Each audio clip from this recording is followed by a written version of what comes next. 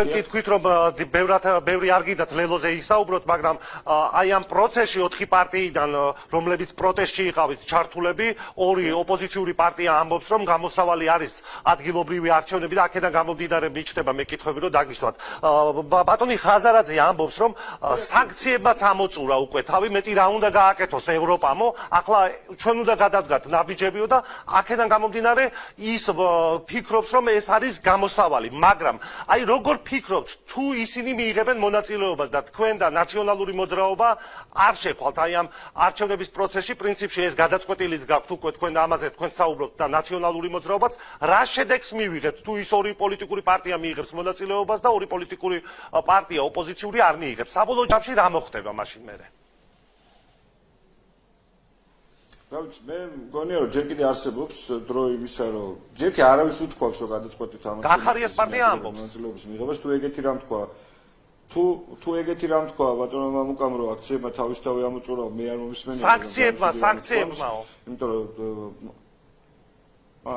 არც სანქციებს ამოუწურია ჯერთავი და უამრავ სანქციას ველოდებით ბოლო-ბოლო მეგობარი აქტი განიხილება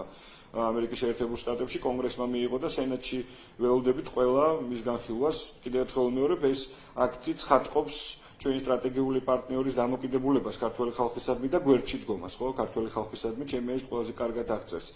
ეს აქტი არც აქციებს ამოუწურია არა საკუთარი თავი ჯერჯერობით ლეოს წარმომადგენლებს დღესაც ეხლა ვწდებით ხოლმე ჩვენ აქციებზე ბათუმში თბილისსა თუ საქართველოს სხვა ქალაქებში და მე ვიცი იმ ადამიანების განწყობაც რომ ისინი ფიქრობენ რომ რაღაცა პროტესტს რა თქმა უნდა აქ ძალიან დიდი მნიშვნელობა მოკლედ კიდევ ერთხელ ვიმეორებ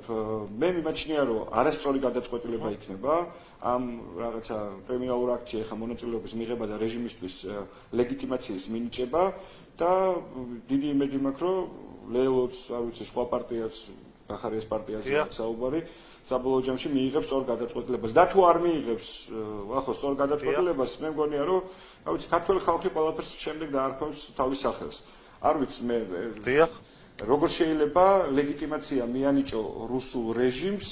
ეხლა ამ ვითარებაში არის წარმოუდგენელი ამბავი პოლიტიკოსებს განსაკუთრებით პროდასალურ ფლანგზე თანმიმდევრულობა მოითხოვებათ ბუნებრივია ხა ივანიშვილს და მის რეჟიმს ხო არ ვთხოვ ჩვენ თანმიმდევრულობას და რა თანმიმდევრულობაა როცა პარლამენტის მანდატზე ვარს ამბობ რა ვიცი საერთოდ გამოდიხარ დაფინანსებაზე ვარს ამბობ და მე რაღაცა ამ ეგრეთ წოდებულ ადგილობრივ თვითმმართველობის არჩევნებში გადიხარ რომელიც საარჩევნო სისტემაც პარლამენტმა შეცვალა იმ პარლამენტმა რომელსაც არ ვაღიარებთ და ნამდვილად ის არ არის პარლამენტი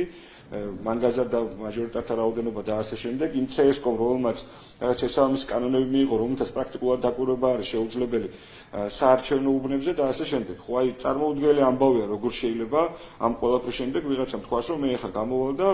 რაღაცას არ ვიცი ქალაქებს გამოვგლეჯ